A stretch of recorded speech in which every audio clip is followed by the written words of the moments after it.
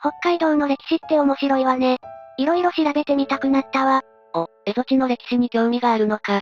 なかなか良いところをついてるぜ。江戸時代のすごい探検記録がある。開封丸記事という歴史資料だぜ。当時のアイヌ文化も記録されてる。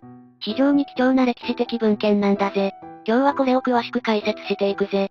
知られざる北の大地の記録だ。江戸時代に北海道を探検したの？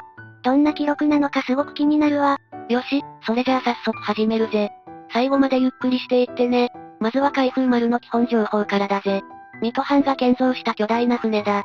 徳川光圀の命令だったぜ。蝦夷地視察が大きな目的だった。元禄元年の1688年のことだぜ。建造費は7000両余りもかかっている。7000両ってものすごい金額ね。水戸黄門様の本気が伝わってくるわ。船の全長は27件もあったんだ。洋式船の構造も取り入れたらしい。40丁率の帆柱を持つ巨大船だ。丈夫な構造で荒波にも強いんだぜ。出港は2月3日だったとあるぜ。水戸の港を意気揚々と出発したんだ。幕府の鎖国政策の時代なのに、そんな概要船を作れたなんてすごい。御三家である水戸藩だからこそだ。船頭は崎山市内という人物だぜ。乗組員は65人も乗っていたんだ。なかなかの大所帯での長旅だったぜ。そして松前へ着いたのは6月13日。いよいよ本格的な蝦夷地探検だぜ。しかし航海は決して楽じゃなかった。目的地の石狩へ向かって進むがな。途中で大暴風に遭うんだぜ。6日から10日まで嵐が続いたんだ。なんと脱炭の肩まで流された。およそ100里も流されたと記録がある。脱炭ってサハリンの方よね。約400キロも流されたの。約400キロの恐ろしい漂流だぜ。でも開封丸は頑丈な船だったんだ。11日にやっと順風を捕まえた。松前近郊の江差に到着したんだぜ。松前の小さな船はよくナンパする。こんな無事な帰還は奇跡的だったぜ。頑丈な船を作っておいて大正解ね。無事に石狩にたどり着けたのかしら。その後ついに石狩に到着するぜ。現地の人々は巨大な船に驚いた。立派な船が来るのは初めてだった。見物に押し寄せて大歓迎されたぜ。毎日酒を持ってきてくれたそうだ。どぶろくも作って振る舞ってくれたぜ。現地の人たち、すごく優しいのね。交流がちゃんとできてて安心したわ。宴会の席で面白い遊びを見たそうだ。佃という度胸試しのゲームだ。布を丸めて相手の背中を強く打つ。戦いの時のための稽古らしいぜ。子供たちも毛皮を着て遊んでた。とても活気のある村の様子がわかる。なかなかハードな遊びをしてるのね。石狩川の周りはどんな場所だったの？水戸の中川よりも広かったそうだ。両岸には木々がうっそうと茂っていた。陸路は難しく船で往来していたぜ。各村には大将のリーダーがいる。実力者は複数の妻を持っていた。妻を同じ家に置かない風習だぜ。へえ、家を分けて暮らしていたのね。村のリーダーはどんな人だったの？石狩川の総大将はカルベカという。実に120歳という長寿だぜ。白髪で腰が曲がっていたそうだ。子供が23人もいたらしいぜ。150歳の男女もたくさんいた。長寿の人が多いと記録されている。150歳。それはいくらなんでも、年齢の数え方が違っていたのかしら？正確な年齢かは怪しいところだな。季節の数え方が違った可能性もある。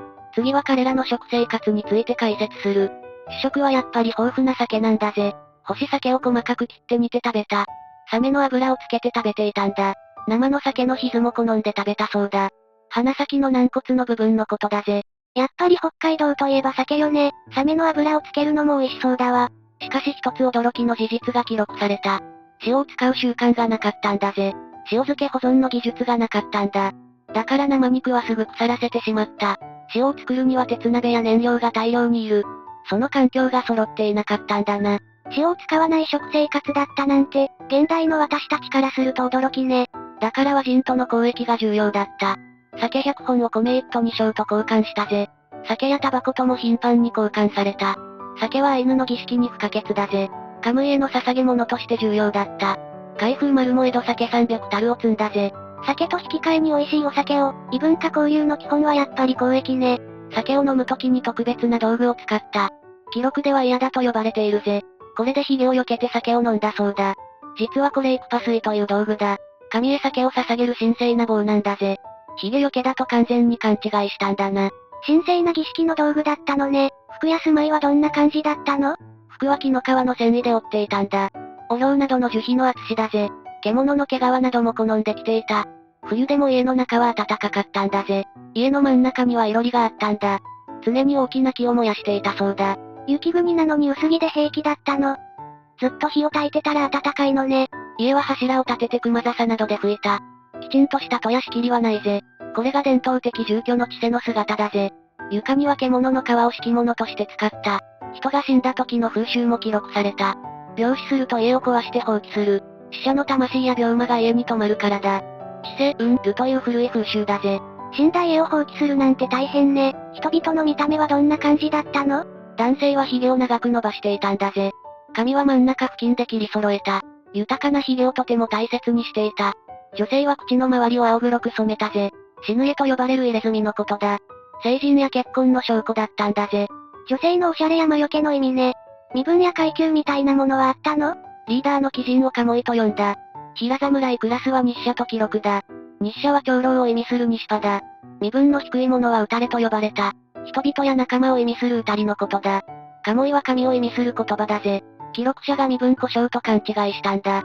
挨拶の言葉を役職名と間違えたんだな。敬意を表す言葉を階級灘と勘違い、言葉の壁が生んだ面白い誤解ね。船のことはちっと言ったそうだ。最後の音がつに聞こえたらしいぜ。女性のことは目のこと記録された。未婚女性はハンタと呼ばれたそうだ。ハンタは標準的なアイヌ語にはない。特定の方言書き間違いかもな。その言葉は誰が通訳していたの？水戸藩の人たちにわかるのかしら？松前藩が雇った通詞が通訳したんだ。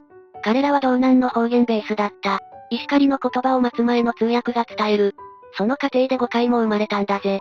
ちなみに通詞は御用で雇われていた。なかなかいいお給料をもらってるぜ。なるほど、通訳の存在が重要だったのね。彼らの狩りはどんな風にしてたの？独自の仕掛け弓を使っていたんだぜ。獣道に糸を張って罠を仕掛けるんだ。矢の先にはブスの毒を塗ったぜ。鳥兜を使った強力な毒だぜ。矢が当たると熊はすぐに倒れるんだ。アイヌの生活を支える重要な技術だ。鳥兜の毒って人間も危ないんじゃ。獲物を食べても大丈夫だったの？矢が刺さった周囲の肉だけ切り捨てる。その部分を捨てれば安全なんだぜ。毒の調合は門外不出の秘伝だった。山雲などを混ぜて毒を作ったぜ。熊の胆嚢は特効薬として重宝された。毒に当たってもこれで治るそうだ。毒と薬の使い分けが本当に凄そう。他に何か特徴的な道具はあったの？マキリと呼ばれる小刀が有名だぜ。腰に下げる日常的なナイフのことだ。鞘や柄に素晴らしい彫刻があったんだ。鉄の刃自体は日本から輸入していた。木の部分は彼ら自身が細工したぜ。水戸の役人も大絶賛しているんだぜ。素敵な彫刻が施されたナイフね。実用性と芸術性を兼ね備えてるわ。男性から女性への贈り物にもなる。求愛の証としても使われていたんだ。道具一つにも深い文化が込められる。アイヌ文様の美しさは格別だぜ。この平和な記録の裏に何かあったの？松前藩って厳しいイメージがあるわ。海風丸が来たのは釈迦院の後だ。1669年の大規模な放棄のことだぜ。記録にも鬼菱などの名がある。動乱の記憶がまだ生々しく残るぜ。そのため武器を徹底的に没収した。刀剣などを彼らから取り上げたんだ。反乱を防ぐために丸腰にさせちゃったのね。和人は蝦夷地に自由に行けたの？